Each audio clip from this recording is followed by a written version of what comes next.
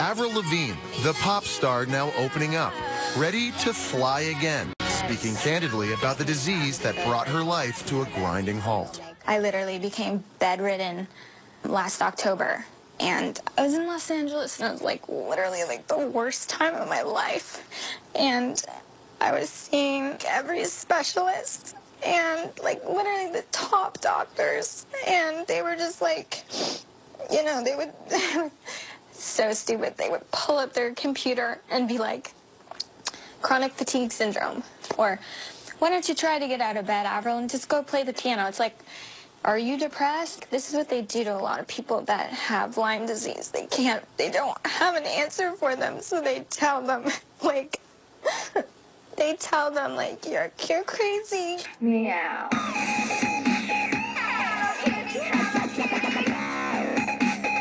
Hello, kitty, you're so pretty. Hello, kitty,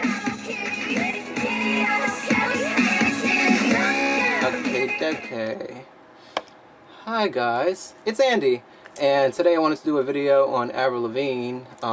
It's a really serious video actually. So she was on Good Morning America, and she had, it's funny how all these celebrities have announcements on Good Morning America, isn't that funny? But yeah, I guess GMA is the spot to go when you have an announcement, but this is actually serious. I'm not the biggest Avril Lavigne fan in the world, but I did grow up on Avril Lavigne. You know how that is, like when you grow up listening to music and then you just become attached to the artist, and after a while it's just inevitable. You just care about them and you keep up with them somehow. And I like Avril Lavigne.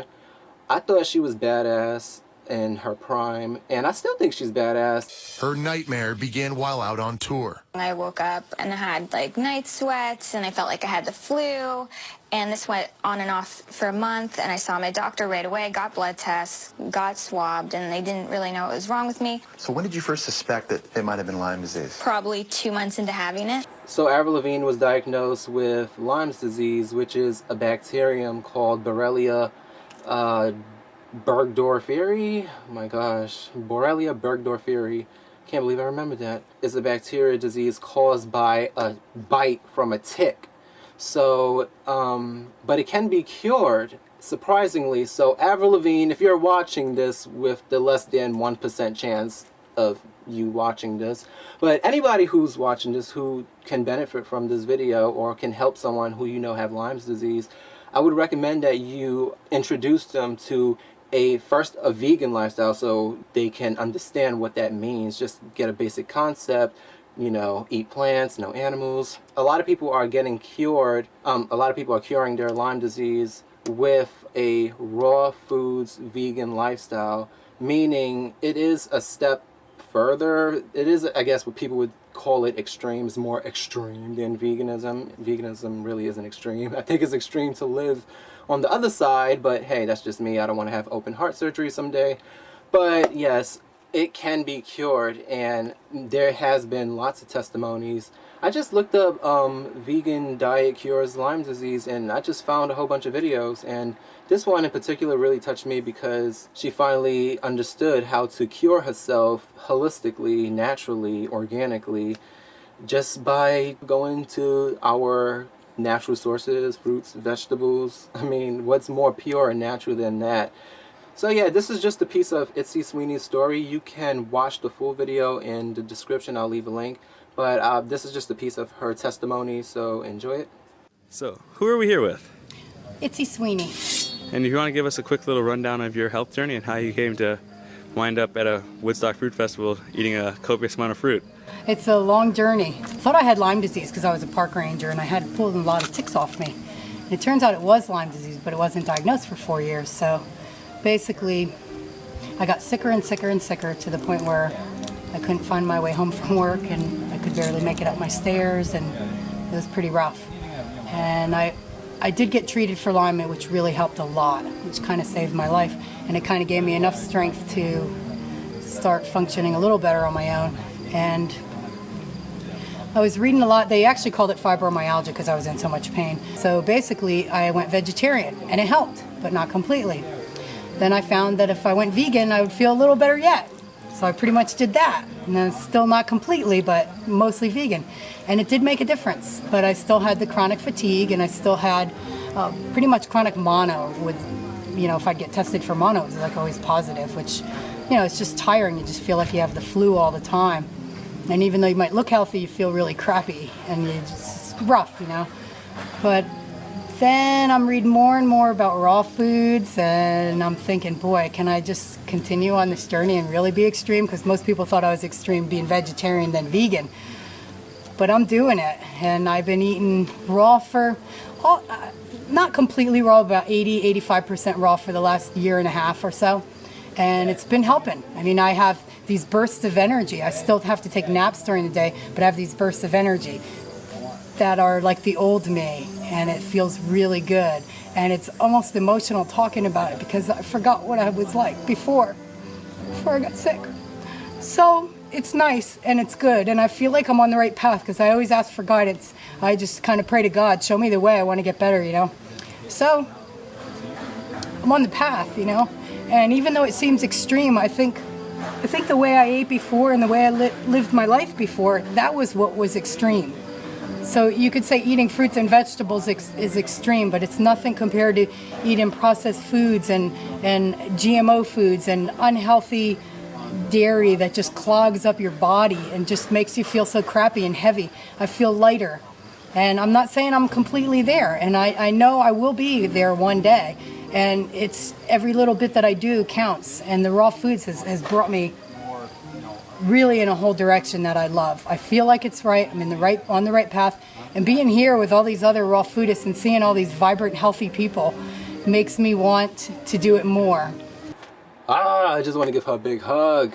Congratulations, seriously, congratulations. I love seeing people heal themselves and just open their eyes and mind to like a whole new experience, just having a paradigm shift, basically.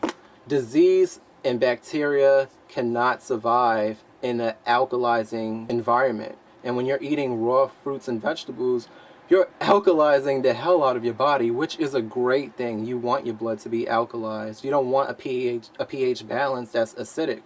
And bacteria and disease and cancer, all that stuff can only survive in an acidic environment. And acidic foods are animal products, including honey, which is very acidic because it's vomit. Honey, meat, cheese, milk, eggs, all of that is very acidic. And you don't even have to believe me. Look it up yourself. So yeah, Avril Lavigne, I'm not like her #1 fan. I am a fan, and many fans have, oh my god if I say that word again, but many of them have shown lots of support. But the only difference is that my way of showing support is actually going to benefit this girl. I don't think donating for research and all that stuff is going to help. I heard that Avril Lavigne went to a Lyme's disease specialist because she didn't know what else to do. Avril became her own health advocate after she says she was given the runaround by some doctors. Then I finally figured out, find a Lyme specialist. And the thing is, when you're a specialist, you also really know the disease inside out, and you can diagnose through symptoms. What she should have done is went to a vegan nutritionalist, or just a nutritionalist, because at least the nutritionalists are more on the natural side path, so they would prescribe natural remedies or natural ways of curing your body, as opposed to the doctors, which I don't know why we give so much power to doctors. Why do we give so much power to doctors? Doctors aren't nutritionalists. Doctors actually, you want to know what the job of a doctor is? Perform surgery and prescribe medicine. And I actually heard that doctors only get 1 or less than 1 hour of nutrition class. So 1 hour. So I think we need to stop putting so much faith in doctors. They're only there to perform the surgery and prescribe you medicine and keep you sick. I love bananas. Unless you're a gorilla. 2 is a splurge.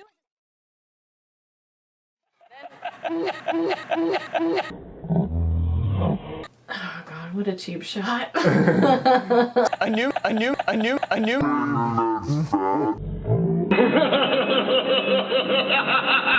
This Cute little bananas.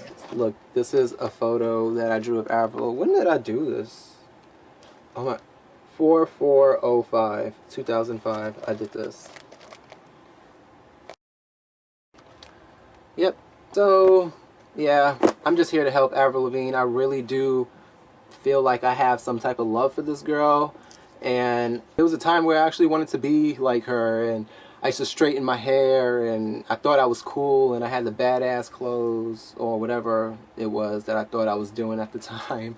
So, yeah, I really do care about her. As annoying as a lot of celebrities are because of the dumb shit that they do, I do care about some of them, and I do want to help them. And if I can't help them, I'll help someone else. And through that, it will just, it's like planting a seed, and it'll grow into something much bigger.